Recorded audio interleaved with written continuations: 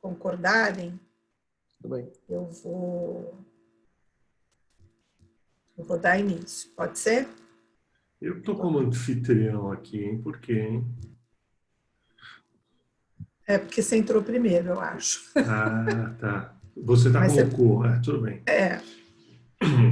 Ok. Tudo bem? Tudo bem. Vamos começar a gravar, tá? Uhum.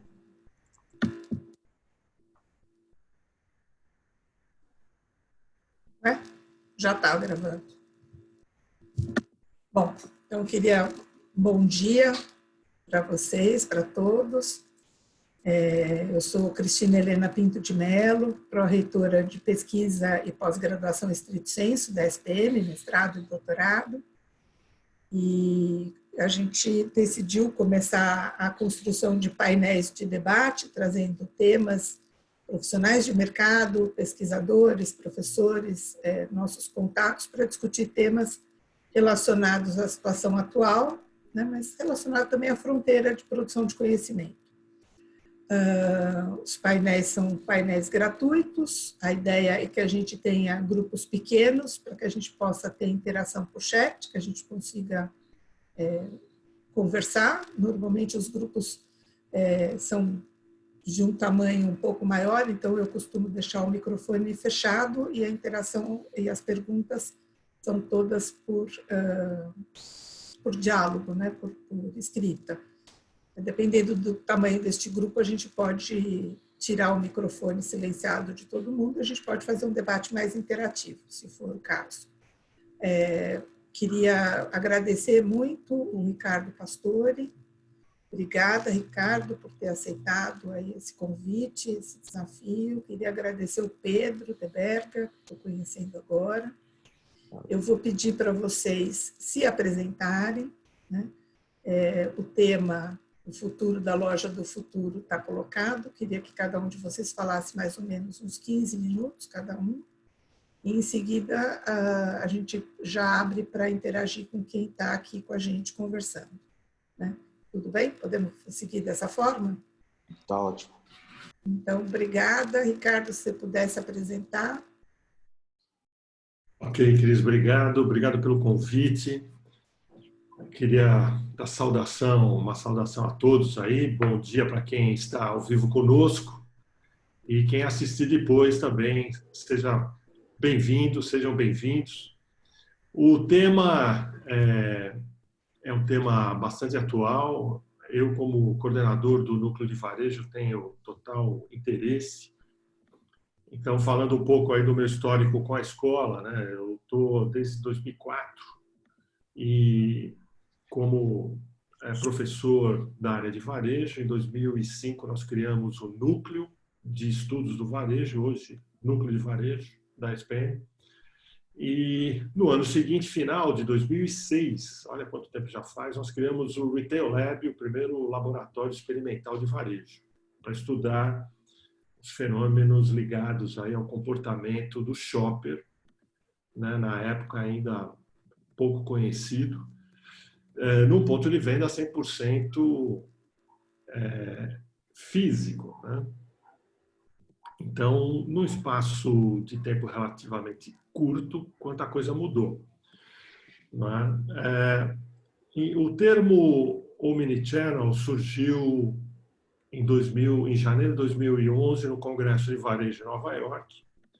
Foi uma iniciativa da Associação de Varejo Americana, a NRF, que encomendou a algumas universidades um estudo sobre o impacto do smartphone nas vendas do varejo, né?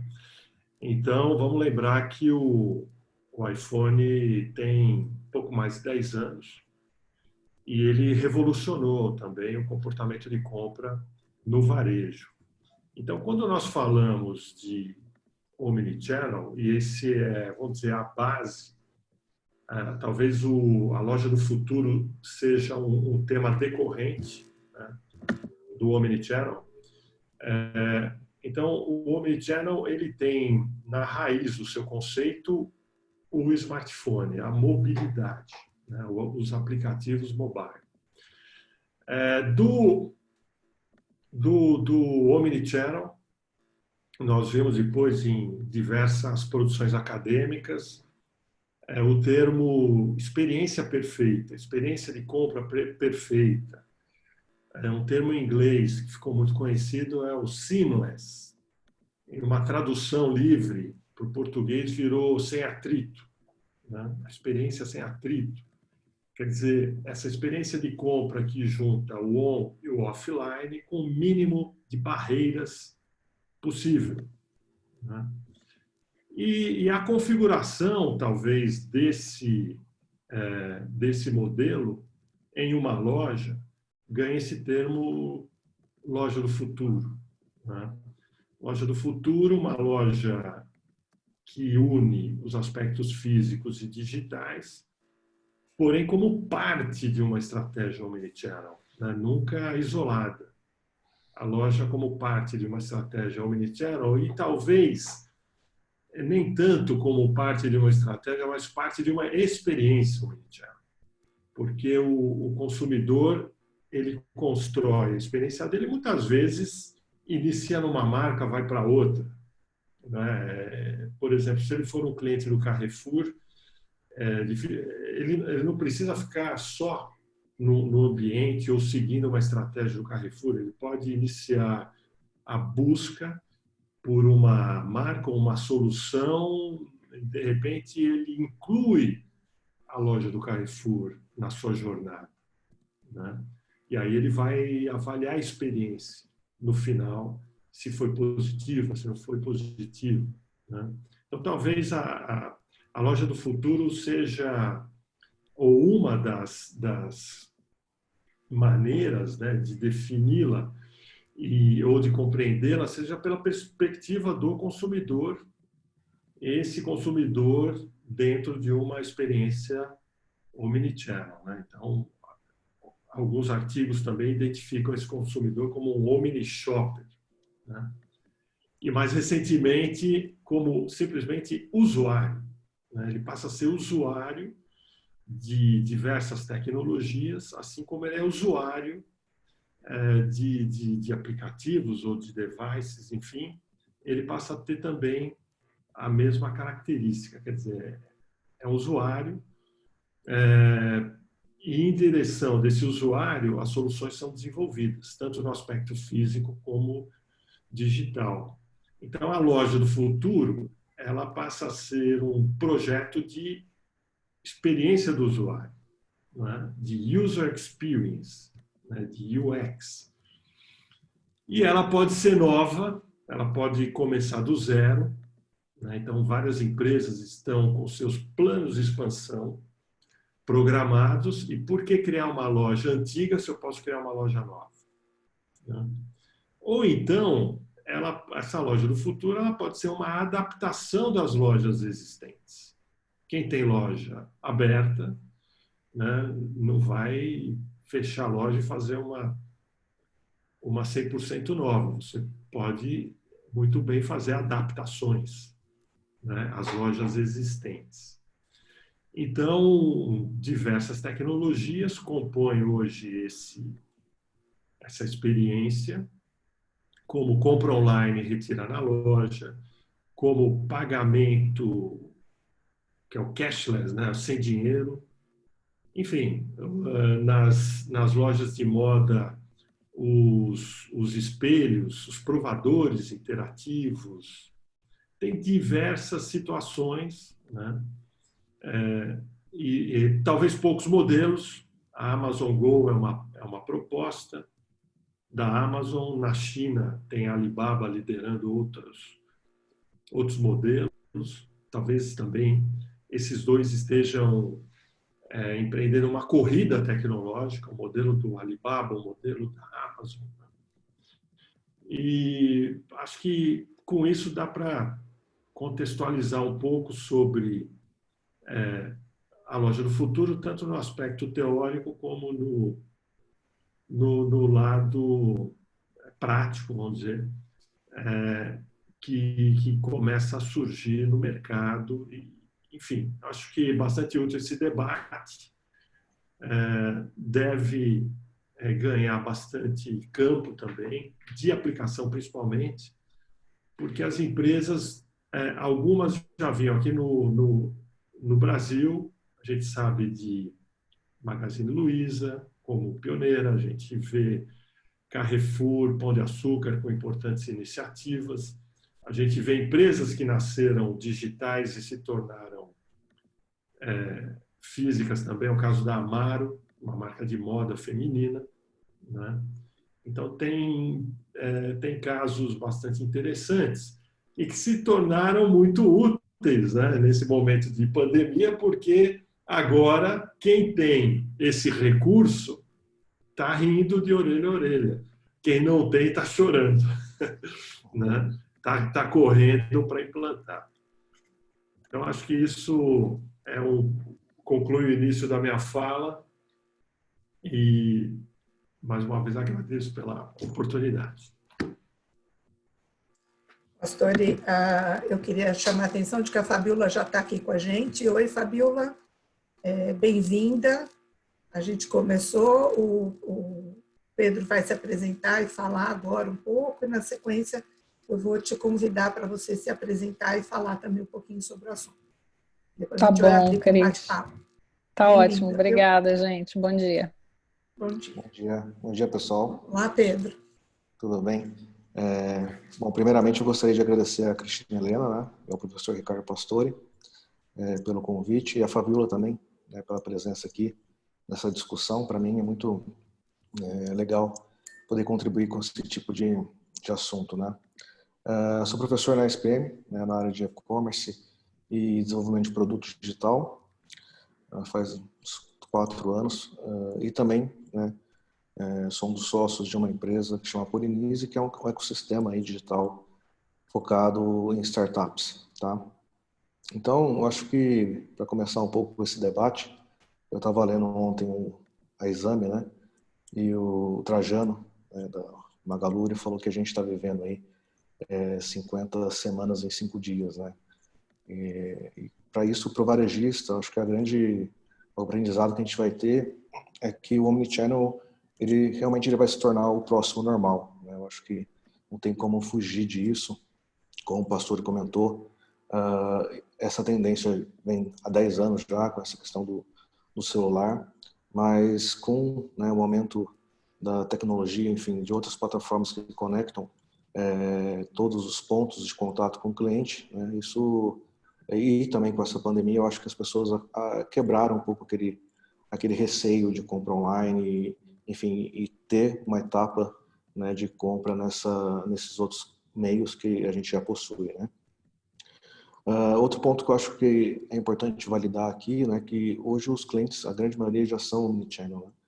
Eu estava lendo recentemente também na Harvard Business Review que 73% dos clientes americanos já utilizam vários canais aí na sua jornada de compra, né? Então, o cliente já é impactado, se a empresa não está em diversos canais, a empresa já está tendo um prejuízo, né? Então, ainda mais hoje, né? Hoje, acho que se a gente estiver no online, o prejuízo é mais visível ainda.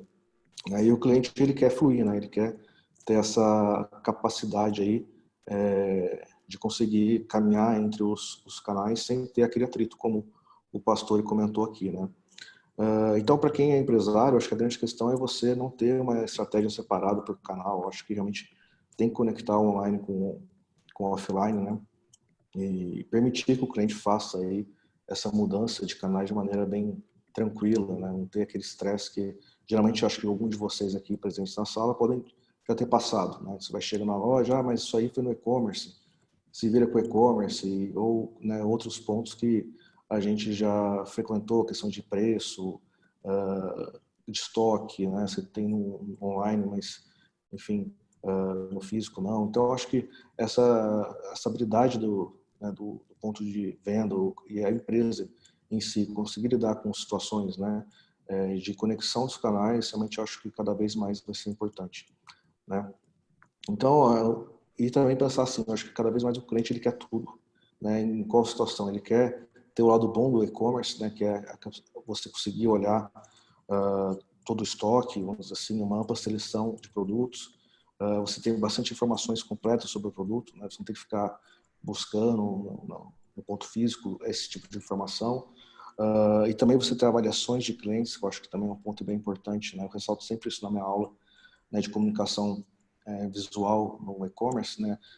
Essa questão da avaliação que realmente influencia na venda, né? Então, e também, por outro lado, ele quer a vantagem da loja física, né? De ter o contato ali, o atendimento personalizado. Eu acho que isso é difícil, né? De replicar no e-commerce, e a capacidade de trocar o produto rapidamente, né? E, logicamente, eu acho que as lojas também têm que focar cada vez mais na experiência, né? Eu acho que a loja no futuro, ela não é mais aquela loja que o cliente ele só vai ali para comprar, né? Ele tem que ser impactado como se fosse um evento mesmo, né? Ele tem que ter uma experiência muito positiva ali para aquele que deseja voltar, né? E não fique somente no digital, né? Na China, eu acho que quem acompanha um pouco o cenário chinês, acho que isso é bem perceptível, né? Realmente o atrito que o pastor comentou aí pode ser bem simples, pode ser aquela fila gigantesca, né? Coisas que falta de produto, enfim, coisas básicas, né? Que acabam impactando a experiência do usuário. O usuário, para ele realmente efetuar a compra, né? E não sair da fila ali por questão de ter 4 pessoas na frente dele, é muito, né? Você ter realmente uma interação. Às vezes o cara, ele pode comprar, né? Ele está com pressa, ele compra aqui no celular, chega na hora do almoço, ele vai ali e já retira, né? Ele não tem aquela perda de tempo. Ou seja, a outra conveniência, né? Eu acho que é a grande questão que a gente vai ter daqui para frente, com mais reforço, essa questão da outra conveniência, né? E eu acho que o varejista, né? Nessa fase aí do coronavírus, a gente está vendo que o digital e o físico, eles se complementam, né? Então não é mais uma disputa, né? A gente estava um pouquinho antes aqui com o Pastore, a gente falou de algumas empresas que até hoje não possuem um canal digital, né? Então imagina como essas empresas devem estar passando uma situação bem crítica, né?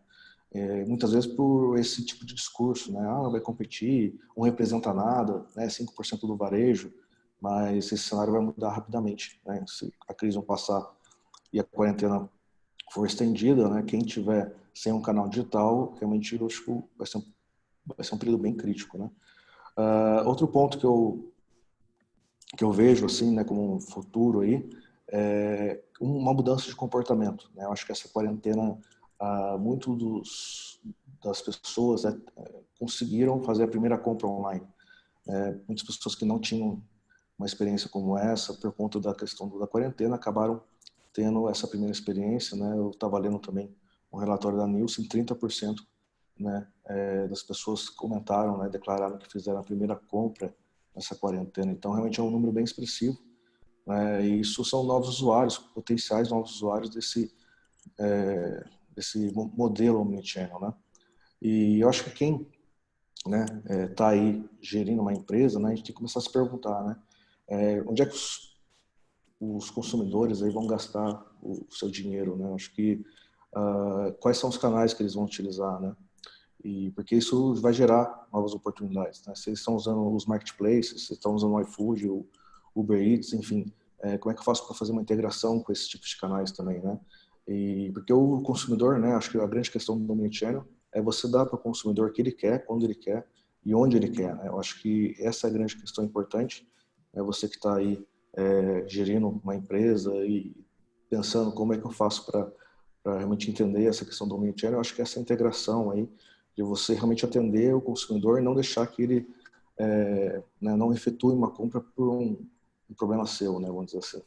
E acho que outros pontos que eu anotei aqui também, né, da conversa do Pastore, a questão do mobile, né, cada vez mais a compra social, eu acho que esse é um ponto bem importante também para a gente ressaltar aqui, né, das pessoas estarem utilizando as redes sociais, né, a gente estava vendo a Via Varejo que colocou 20 mil vendedores, né, para fazer vendas via WhatsApp. Tá? Então, acho que o Instagram e o WhatsApp realmente são novos meios de contato com o cliente para trazer para a loja, né? E quando a loja não está fechada, realmente fazer as compras, as vendas digitais, né? Então, realmente ter esses canais sendo bem explorados, né? E para quando, né, o cliente sair dessa experiência, ele ter uma experiência positiva, né? Eu acho que e saber usar, né? Eu acho que também um cuidado que a gente tem que ter nesse período aqui da pandemia e como realmente as mudanças foram muito rápidas, né? O cliente pode ter alguns estresses, né? Por exemplo, quebra de caixa, de estoque, né? O cara compra, de repente o produto é cancelado, coisa do tipo, porque realmente não tem uma gestão de diversos canais ali de venda, isso pode acontecer, né? Então, esse cuidado tem que, né, existir, porque se o cara tem uma experiência negativa, provavelmente também ele vai descartar aquele canal, ele vai falar que aquele canal não funciona, né? Então, realmente, assim, nesse desespero, né, tem que ter estratégia, né? Não é fazer de qualquer jeito também. Eu acho que a loja do futuro, ela tem essa conexão, mas tem que ser feita também de uma maneira organizada, né? Bom, um outro ponto que eu acho, né, que a gente tem que falar aqui, essa questão da loja mesmo, que o pastor reforça aqui, né, as lojas, né, elas têm que se tornar um ativo, né, como eu comentei, a experiência do usuário tem que ser muito positiva ali, né, e ela, em relação aos varejistas que são somente no canal digital, né, é um ativo que pode ser diferencial, né, quem possui loja, né, e consegue fazer essa integração, diferentemente de alguém que só trabalha no meio digital, né, tem uma vantagem competitiva bem interessante. Então, acho que o varejista que tem esses pontos físicos pode ajudar, pode utilizar esses pontos como ponto de coleta, ponto de retirada, enfim. Eu acho que isso é um caminho bem interessante, é uma vantagem com relação àqueles players que só trabalham no digital, tá? Bom, eu acho que é isso, né? Minha visão era um pouco nesse sentido. Eu acho que o varejo, né, digital ainda não representa tanto, mas tende a aumentar. E o principal ponto, né, que apesar das vezes a venda não se concretizar ali no mundo digital, as pessoas já usam, né, muitas pessoas já usam o meio digital na sua jornada de compra, né? Então, você estar presente nessa jornada, eu acho que é super importante, né, para que realmente você consiga, né, se tornar o player escolhido na hora da compra, né? Bom, acho que esse não é um assunto tão simples assim, né, da gente discutir. Não tem como falar um certo e errado, como é que vai ser mesmo, né? Realmente aqui a gente é uma discussão, né? Mas acho que é um ponto super importante, né? Então por isso que eu quis participar, porque realmente a gente está passando por uma etapa de transformação, né? No varejo lá americano, vários players, né, com dificuldades tremendas, né? A gente vai ter muita quebra e vai ter uma renovação. Acho que depois disso também, quem ficar, né, realmente quem tiver uma estratégia digital vai ter muito mais sucesso, né? Então, esse é o recado que eu queria passar aqui para vocês, esses 15 minutos, né, para a gente depois poder discutir um pouco mais. Obrigada, Pedro. Fabíola, tudo bem? Você pode ativar seu microfone e seu vídeo para falar com a gente? Eu tenho um monte Posso de... sim, Cris, tranquilo. Que bom. Então, vamos lá. Bem-vinda. Você pode se apresentar a Neomode, Fabíola, por favor? Posso sim. Bem, pessoal, deixa eu ver aqui o vídeo. Como é que tá? Tá bom? Vocês estão conseguindo me ver bem? Perfeitamente. Então tá bom.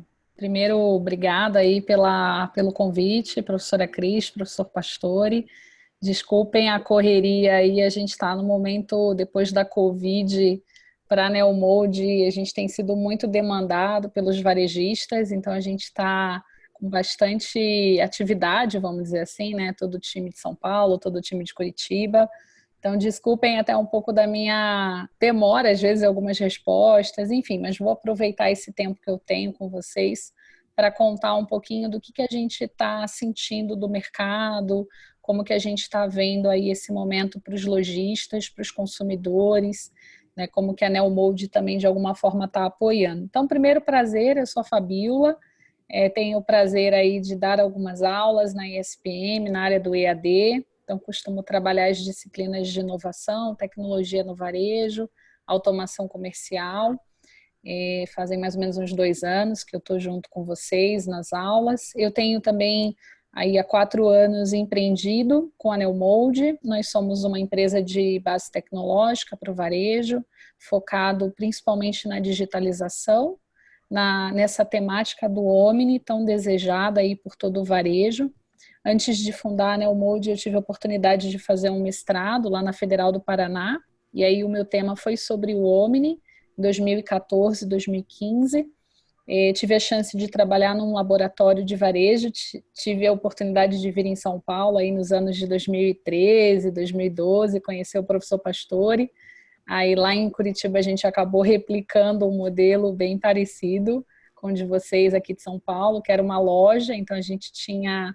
Durante a pesquisa de mestrado, a gente teve essa loja na Universidade Positivo, no qual a gente fez as pesquisas que hoje acabaram transformando na própria Neomode, né, no nosso desenvolvimento do software.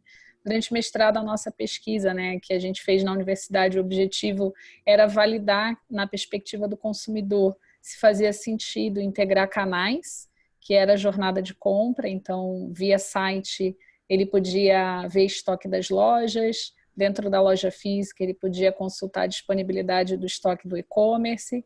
Então, durante a pesquisa, foram 81 consumidores que a gente aplicou um vale-compra mesmo. Esses consumidores compraram, mediram, avaliaram 27 critérios da jornada de consumo, né? Parte da jornada começando no e-commerce, parte da jornada começando na loja física, e no final a gente conseguiu sair com um indicador em que a compra integrada, né, esses avaliados aí que fizeram as avaliações, entenderam que a compra integrada faz muito sentido para que a conveniência para o consumo seja muito maior. Hoje, com a Covid, essa situação que era experimental virou uma necessidade. Os varejistas estão com as suas operações fechadas e aqueles que não estão digitais estão sofrendo muito, porque estão com a receita zero. Então, o Omni, que era um tema que muitos varejistas estavam planejando 3 anos, 5 anos, para fazerem suas transformações tecnológicas de processo, o pessoal está tentando fazer tudo em 20 dias, 30 dias. Tá divertido, gente. Assim, a cada minuto é uma ligação que eu recebo. Fabíola, a gente consegue colocar no ar em 5 dias o que você não fez em 5 anos. Enfim, o movimento tá bem curioso. Ainda bem que a gente vinha há 4 anos desenvolvendo um software para que nesse momento, em algum momento, a gente sabia que todo o varejo ia se despertar para essa digitalização. Então, hoje o nosso software não está 100%, eu diria que ele está 80%, 90%, mas a gente já está conseguindo atender emergencialmente essa necessidade, né? Então, o que a gente vinha nos últimos 4 anos preparando? Integração de sistema, né? Principalmente de e-commerce, integrado com PDV, integrado com pagamento, a interface para o consumidor mobile, sempre focado na mobilidade. As pessoas estão cada vez mais no celular. Então, de casa, qual é a opção que o consumidor tem hoje, né? Ou ele entra no computador, ou ele entra no smartphone, né? Então, em algum desses lugares, o varejo tem que estar. E agora ele quer uma entrega rápida, né? Ele quer a pronta entrega. Então, ele quer que o estoque do bairro possa estar disponível no seu celular ou no seu próprio desktop, né? No seu próprio computador. Então, o que a gente tem sentido é que, mais do que nunca, o que a gente já vinha fazendo desde 2016, que era virtualizar estoque, agora, mais do que nunca, virou uma realidade, né? Está virando uma realidade. A gente fica muito feliz, porque, de alguma forma, a gente já vinha olhando para essa tendência há algum tempo, e agora a gente está vendo a tendência virar realidade. Os consumidores se adaptando, pessoas que nunca compraram, né, estão aprendendo a comprar via computador, via celular, e o varejista que não estava acostumado a integrar estoque, primeiro, até antes de integrar estoque, deixar os estoques organizados, porque para funcionar essa virtualização, essa integração online, o estoque físico e sistêmico precisa bater. Então, a gente sempre teve uma dor muito grande no varejo de inventário. Essa dor agora está ficando latente, porque se ele não tiver um inventário organizado, essa virtualização do estoque dá furada, quando o cliente está pesquisando e navegando. E o varejista está perdendo venda. Então, a gente está vendo, inclusive, um movimento muito positivo de melhoria de eficiência operacional. Todos os franqueados, todos os lojistas estão correndo para deixar seus estoques, seus inventários mais arrumados, para que a digitalização dos seus inventários aconteça com uma acuracidade boa, né? Porque fica muito ruim a experiência do delivery ou do retira a loja, que esquece agora, retira a loja. Ninguém está saindo de casa, está todo mundo aguardando o delivery, se essa virtualização do estoque não acontecer de forma organizada. Então, assim, o que a gente está vivenciando aqui é isso, é todo mundo buscando informação, o varejista buscando informação, o consumidor se adaptando, o varejista procurando e querendo aprender de tecnologia. Ele está entendendo que as tecnologias, né, as ferramentas digitais, seja link de WhatsApp, link de pagamento, rede social, aplicativo, site, alguma ferramenta ele tem que ter digital e preferencialmente conectado com a loja física. Então, tá todo mundo buscando conhecimento. A gente realmente está vivendo um movimento aí, professora Cris e professor Pastori, uma oportunidade gigante para a área educacional, porque falta material, falta conteúdo, falta informação. A gente está aqui sentindo essa dor. Como que a gente se multiplica, né? Como que a gente, como empresa digital, se multiplica e ajuda esse profissional, esse varejo que está realmente muito ansioso, está todo mundo muito ansioso, existe um cenário de ansiedade muito grande, porque a receita está zero, caixa está zero, e tem que ter um conhecimento muito rápido para aplicar, né? Porque é exatamente isso que o varejista está querendo, ele está querendo aplicar alguma ferramenta muito rápido e buscando essa informação. Então, isso é um movimento que a gente está sentindo, assim, a gente está fazendo 12 horas por dia, toda a equipe, e não está dando vazão, assim, a gente já sente que é abrindo muita vaga, abrindo muita contratação, e sentindo esse movimento, e é geral, a gente vê que todos os concorrentes, todas as empresas focadas em digitalização do varejo estão sentindo essa mesma necessidade.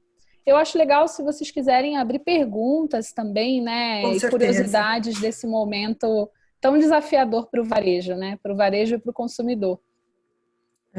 O chat está aberto, Fabiola, para as pessoas endereçarem perguntas, e enquanto ninguém faz uma pergunta, eu tenho algumas que eu gostaria de fazer, se vocês me permitem, né? Sim, o que eu estou aqui imaginando é que você também deve estar, não sei se você está tendo tempo de analisar os dados para ver se você consegue reconhecer alguma mudança de comportamento desse consumidor. Porque muito do que tem sido feito de pergunta para mim tá bom, quando acabar o isolamento físico, o que a gente pode esperar desse consumidor? E eu imagino, aí é uma especulação minha, né, de que esse consumidor não é porque está fechado o varejo que ele não está indo para a loja, ele também está com medo, né?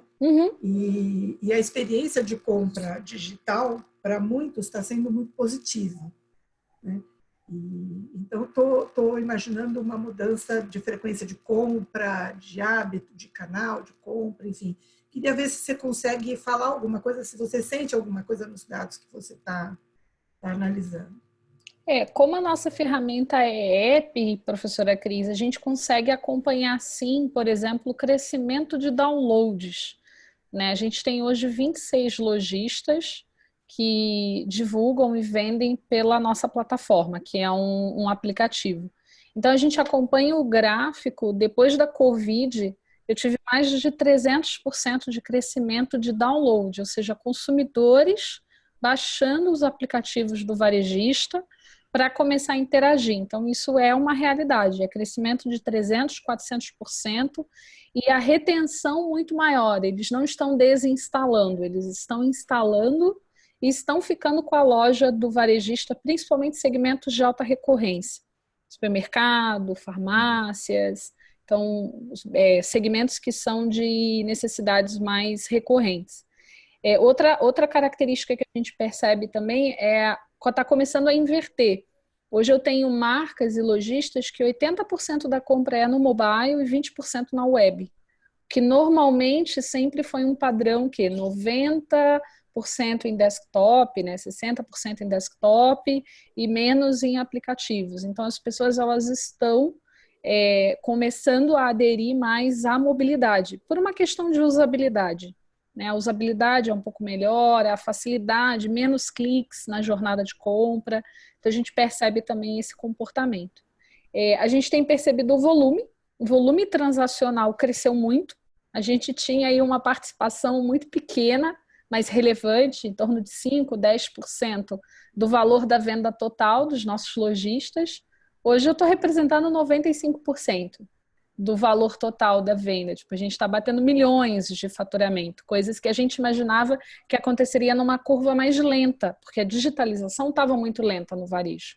A adoção a esse conhecimento, a adoção a de fato aprender e a implantar estava acontecendo, mas ela estava acontecendo muito mais devagar. Com a Covid, realmente virou prioridade zero, tanto nos comitês, né, de investimento, de estratégias e ações. Então, sim, Cris, a gente observa alguns números, principalmente de adoção, de download, de recorrência, de ticket médio, e é sim uma grande tendência, né? Estão chegando algumas perguntas aqui do Brian. Duas. Legal. A do Brian não é bem uma pergunta, é mais um comentário, pelo que eu entendi, que ele está vendo que uma das principais dificuldades para garantir omnicanalidade é a questão da integração dos estoques da loja física com o online.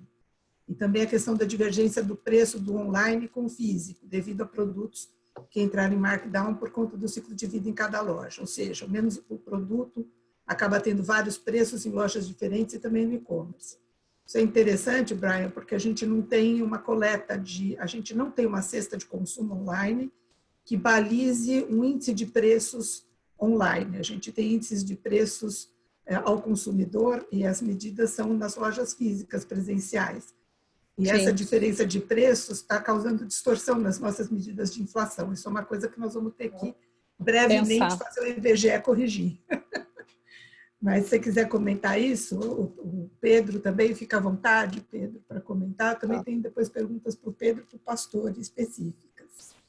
E Fabíola tem uma do Gustavo. O Brian, professora, só complementando, hoje, Brian, a gente, com o 3G, né, com a tecnologia do mobile, a gente consegue fazer uma inteligência que é pela geolocalização do cliente, a gente consegue pegar o preço da região próxima ao cliente via as integrações. Então, hoje, do ponto de vista de software, a gente consegue resolver esse problema com o mobile. Então, por exemplo, eu tenho redes de 100 lojas espalhadas por várias regiões no Brasil. Eu consigo localizar onde o consumidor está, se ele está lá em Belém do Pará, por exemplo, e puxar os preços na integração da loja de Belém do Pará, sem nenhuma obrigatoriedade de usar os preços de São Paulo. Então, hoje as tecnologias permitem a gente a configurar a precificação pelo 3G do smartphone dos consumidores e usando os preços regionais. Então, isso é uma evolução, tá? Do que talvez no passado as tecnologias web não permitiam a gente ter esse nível de inteligência. E hoje, via mobile, a gente consegue. Isso é uma coisa interessante. Então, a gente, inclusive, investe em tecnologia mobile por causa disso, porque ela traz algumas vantagens comparado às tecnologias da web. Muito bom. Tem uma pergunta do Gustavo, que é mais técnica. Usávamos as ferramentas da Oracle para balizar e atualizar os números de vouchers e estoque, com sincronização online e, às vezes, por FTP. Ao final, não sei o que significa. É uma forma de transmissão de dados que não é por API, não é na nuvem. Ele é manual, é bem manual. Entendi. Ao final do dia, como seus clientes estão fazendo para atualizar isso tudo? Acho que eu sem querer eu acabei respondendo, Gustavo, evoluindo a tecnologia para integrações que a gente fala por microserviços, web services, que são APIs, que aí você depende menos de integrações manuais e automatiza mais essas integrações. É modernização de tecnologia, basicamente isso. Seria isso. Tá. Eu tenho mais 2 questões, eu vou dirigir para vocês 3, para ver quem está mais à vontade de responder, mas ouvindo vocês, me chama a atenção 2 coisas, né?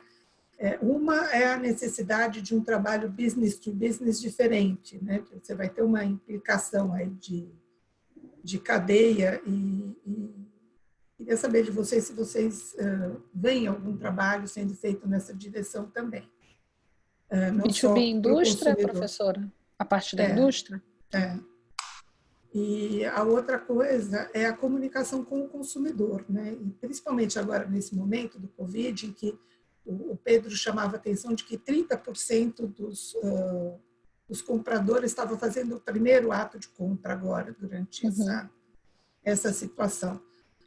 E foram experiências diferentes, né? E a gente tem uma aluna do curso do doutorado de comunicação, e ela fez, por exemplo, um tutorial sobre como comprar comida em casa para idosos, usando o WhatsApp, e ensinando a usar, né, canais de compra como iFood, Uber Eats, etc. E eu acompanhei alguns idosos fazendo isso com muito sucesso, sentindo um empoderamento, né, uma autonomia uma experiência de compra que para eles que foi muito positiva, mas graças ao trabalho da comunicação, não foi só a ferramenta, né? Foi a forma de ensinar a pessoa a usar. E eu sinto também muito essa necessidade, né? Eu acho que não é só uma questão da operacionalização da venda, mas é também de como que você comunica isso para o seu consumidor para ele ter uma experiência positiva. Então, eu queria que vocês comentassem essas questões. Sobre esse último ponto, acho que um grande ponto é a questão da usabilidade, né? O aplicativo, né? É claro que quando você constrói um aplicativo, você tem uma persona ali, né? Um foco mais direcionado, mas com certeza a usabilidade dos aplicativos, né? Pensando aí que a gente teve novos entrantes, pessoas que nunca tiveram uma experiência online, é muito importante você focar realmente nesse ponto que você comentou, né? No mais simples possível, né? Que a pessoa ela consiga navegar entre as telas com poucos cliques ali, já chegar na etapa final, né? E realmente você ter a opção de compra, de pagamento também, né? Às vezes uma pessoa mais idosa, como você comentou, ela tem dificuldade para cadastrar um cartão no aplicativo, ela tem um receio também da informação estar ali, né? Então, você ter a opção de pagamento em dinheiro, coisa do tipo, pode gerar também um aumento da taxa de conversão, né? Eu acho que é super importante esse ponto, na verdade. Mas acho que a grande solução, né, como o pastor comentou, é a usabilidade. Eu acho que a pessoa tem, quem está produzindo, né, construindo um aplicativo desse, tem que pensar que realmente é um novo público que entraria no e-commerce talvez daqui 3, 4 anos, ou talvez nem entrasse no e-commerce, né? Então, como é que eu faço para conduzir esse cara numa trajetória sem muito atrito, né? E só para complementar, em relação a dados de mercado, né? Eu encontrei alguns aqui, em relação a alimentos, a gente teve um aumento de 300%, né? Em março, em relação a fevereiro. E em relação à parte de despesa com saúde, né? Foi de 1000%. Então, realmente, assim, teve isso no online, né? Uma mudança aí de compra muito rápida, né? E isso reflete nos números que eu acabei de comentar. Legal. Acho que eu Eu ia complementar. complementaria. Ô, desculpa, professor. Por favor, Fabiola. Imagina, imagina. Não, o que eu ia complementar é que eu tenho visto um movimento muito forte falando de novo estímulo, né, de comportamento de consumo. A gente entrou na era das lives, né? Praticamente todo mundo, todo varejo, todo mundo que pode, de alguma forma, tá ou patrocinando, né, ou criando suas próprias lives. Então, isso é uma coisa completamente nova. E esse final de semana, por exemplo, a Globo colocou uma live da Ivete dentro de casa cantando, de pijama. Agora, no próximo final de semana, é o Alok. Então, assim, as pessoas estão... O que eu estou sentindo? Assim, não sou antropóloga, socióloga, mas eu percebo que a gente está voltando a um resgate muito grande, a parte mais da humanização, de abrir a intimidade da casa, né? Então, a gente vai vivenciar, com certeza, uma transição muito grande e eu sinto que a gente vai entrar numa era de conexão emocional. E aí as marcas, elas vão ter que ser muito habilidosas, porque isso já virou uma realidade, assim, quando a gente vê uma Ivete de pijama em casa com o esposo, com o filho, fazendo uma apresentação pública, né, exatamente com esse propósito da conexão emocional, e isso impacta diretamente em consumo, em venda, em varejo, e eu acho que cabem estudos novos, aí a gente vai entrar numa grande transição diferente nesse sentido. Não sei qual é a visão de vocês, mas o pouco que eu estou acompanhando, eu tenho visto isso como uma grande tendência, acelerada pela Covid. Já existia, mas ela está sendo acelerada pela Covid.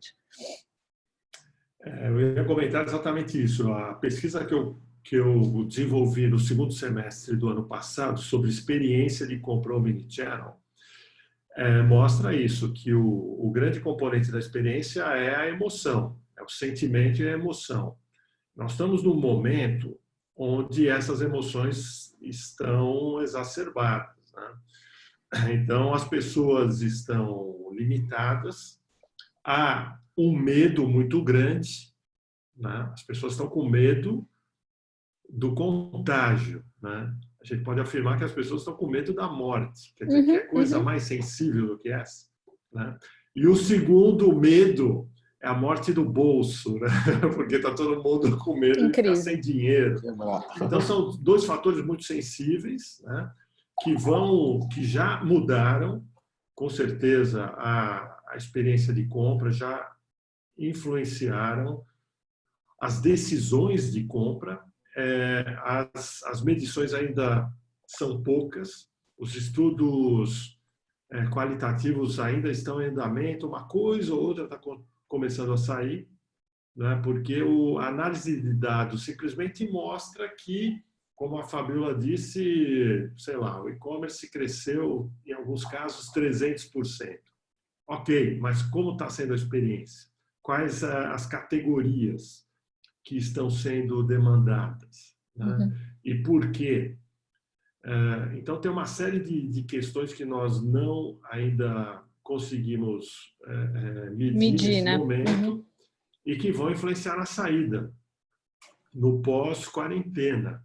Né? Então, pós-quarentena, nós, de fato, como a Cristina disse, nós teremos novos comportamentos. Né? Mas essa mesma pesquisa me mostrou que o usuário típico do Omnichannel tem um comportamento mais utilitarista, menos prazer, ok? Não é uma compra hedonista, é mais utilitarista. Então, nesse momento, esse critério utilitarista, ele também deve estar nas alturas, né? Porque as pessoas querem, como disse o Pedro, querem agora, querem hoje, querem, né, um aplicativo mais fácil de utilizar. Né? Então, as pessoas estão sendo influenciadas muito pelos benefícios, né, tangíveis e intangíveis, que mostram, ó, isso é mais fácil para mim, isso é melhor para mim.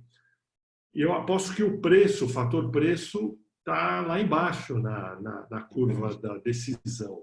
As pessoas estão decidindo comprar comida, fazer compras de supermercado, itens de higiene pessoal, limpeza, não é? De uma maneira que seja mais fácil para elas. Né? Então, esse aspecto do utilitarismo conta muito. Falando com um colega nos Estados Unidos, em algumas regiões que já começaram a flexibilizar um pouco a quarentena, as lojas que continuam fechadas, elas têm uma modalidade, Fabiola, que é o curbside, a compra online e retira na calçada, na porta da loja. Essa é nova, hein? Quer dizer, a loja está fechada, o funcionário está lá dentro, né? E ele sai, vai lá para a porta da rua e faz a entrega. E diz que isso é uma modalidade que veio crescendo também bastante. Então, nós estamos vendo a Dark Store, a loja que funciona fechada, com a equipe lá dentro, fazendo entregas na redondeza. O Dark Kitchen, né, que é o restaurante que não atende, mas também faz entrega. E a loja, como disse o Pedro, funcionando como mini CD. Tá? Então, nós temos na saída da quarentena mudanças em modelos de negócio e mudanças no comportamento de compras. Né? Um comportamento de compra que eu achei interessante também, que a gente está passando por um momento de demanda reprimida, né? Muita gente quer sair, enfim, não está podendo, não pode ir no shopping e tal. E quando reabriram lá na China, né? A Hermès faturou em um dia 2,7 milhões de dólares, né? Então, esse é um comportamento, é claro, que de uma economia mais forte e também de uma classe muito específica da sociedade, mas é interessante perceber isso aí, né? Que em um dia, né, a empresa teve um faturamento desse nível, né? E acho que muito por conta desse comportamento também, que as pessoas estavam ali ansiosas para poder sair, né? E quando liberou, realmente gera esse impacto, né? Vamos ver no Brasil. Acho que eu fiz uma pesquisa aqui, enfim, tive algumas respostas, não senti esse caminho, mas talvez seja também a diferença de classe social, né? Mas logicamente tem um custo de aquisição muito alto aí, é para um público bem restrito, né? Me chama a atenção um pouco, ouvindo vocês falando, que as lojas não sabem ainda como competir nesse espaço digital, né? De certa forma, me parece que elas replicam estratégias competitivas do ambiente físico no ambiente digital, tentam replicar essas estratégias e talvez conhecer um pouco mais o comportamento desse consumidor, né, e entender um pouco mais essa jornada, essa experiência de compra permita desenvolvimento de estratégias competitivas mais eficazes. Eu não sei se eu entendi errado um pouco, mas foi o que me levou a pensar um pouco ouvindo vocês falar. Com certeza. A jornada é super importante, né? Se você não entende a jornada, às vezes não é nem é interessante você ter o próprio e-commerce. Às vezes é melhor você, no primeiro momento, entrar num marketplace, né? E, enfim, para até mesmo reduzir um pouco esse risco de investimento, né? Mas é super importante. A jornada, se você não entende, né? Você nem sabe quais canais você vai utilizar. Né? Seu público usa o WhatsApp, usa o Instagram, enfim. Se você não entende o seu cliente, não sabe como é que ele navega, você pode investir muito dinheiro e ter um retorno não tão interessante, né? Nós temos uma última pergunta aqui do Brian, a gente já está caminhando para o encerramento, né? Tem 1 hora de duração o painel. E o Brian retomou a questão da integração dos estoques entre o físico e o online, perguntando se tem alguma medida de solução mais eficaz no momento em que os balanços parciais feitos em loja e a garantia de uma melhor acurácia. Acurácia nesse processo. Com esse movimento atual da loja ser um mini CD, quais medidas podemos implementar para tornar a jornada do cliente mais eficaz? O Brian, você pode virar nosso aluno. Brincadeiras à parte, vocês podem comentar? Sim, eu vou precisar me ausentar em 5 minutos, então vou só contribuir. Hoje, Brian, o que a gente tem feito assim para ajudar nessa questão da acuracidade? Dentro do desenvolvimento do sistema, a gente cria uma configuração de estoque mínimo. Então, acho que uma primeira medida é você poder configurar nessa venda online só aparecer disponibilidade para a venda online a partir de um estoque mínimo. Então, isso traz uma segurança. Você não vai colocar para vender online exatamente o 0 a 0, né? Ou o 1 que você tem disponível. Mas você coloca aí uma margem de 2, 3 produtos, porque sempre existe a possibilidade de uma ruptura, e aí você blinda um pouco essa ruptura com essa configuração de estoque mínimo. Acho que uma segunda medida é capacitação e aumento mesmo dos inventários. Não dá mais para o varejo fazer inventário semestral, né? Eu tive a oportunidade de trabalhar em algumas redes, o inventário era semestral, às vezes quadrimestral. Hoje, de fato, a operação de inventário precisa ser um pouco mais frequente, até para garantir a organização.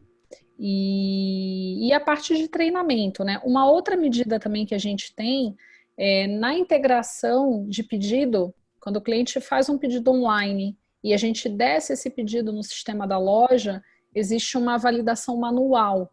Então, a loja ela aceita ou ela rejeita esse pedido.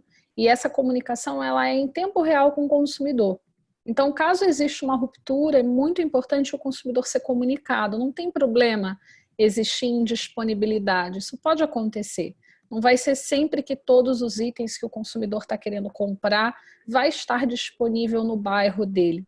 Mas a maior falha que a gente não pode deixar acontecer é a ausência da comunicação com o cliente. Então, no momento em que você, como varejista, tem o cuidado, primeiro de integrar e de alinhar essa comunicação, a gente chama isso de tracking.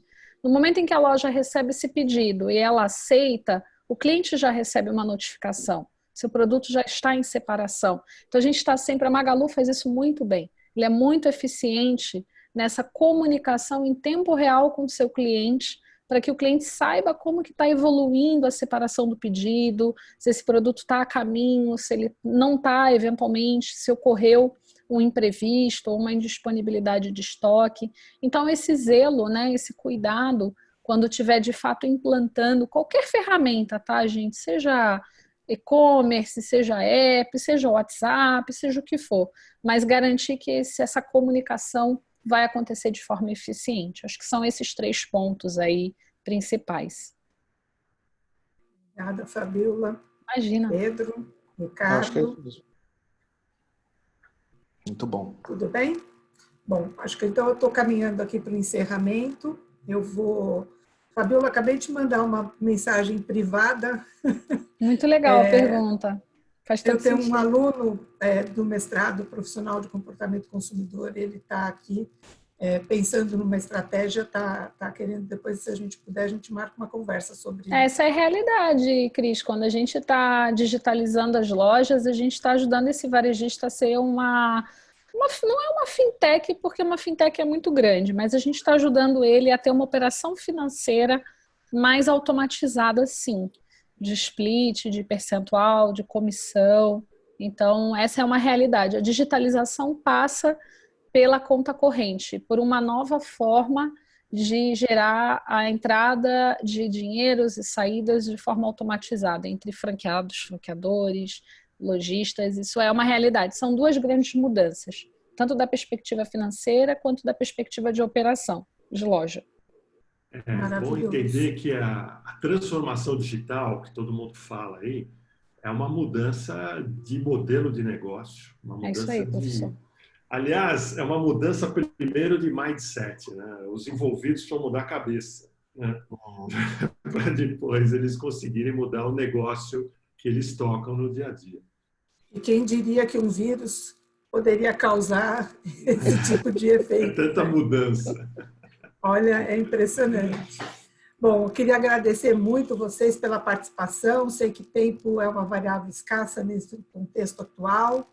Obrigada, Ricardo. Obrigada, Pedro. Obrigada, Fabíola. Obrigada a todo mundo que estava nos assistindo. Obrigada a vocês. Eu passei um questionário, são só 4 perguntas. Quem puder responder, eu agradeço, porque me ajuda na curadoria de conteúdo e na oferta desses painéis. E tem os próximos painéis, também passei a relação para que vocês possam estar com a gente ainda essa semana. Tá bom? Obrigada, gente. Um ótimo, uma boa semana para todo mundo. Um abraço. Obrigada, até mais. Tchau, tchau. Tchau, tchau.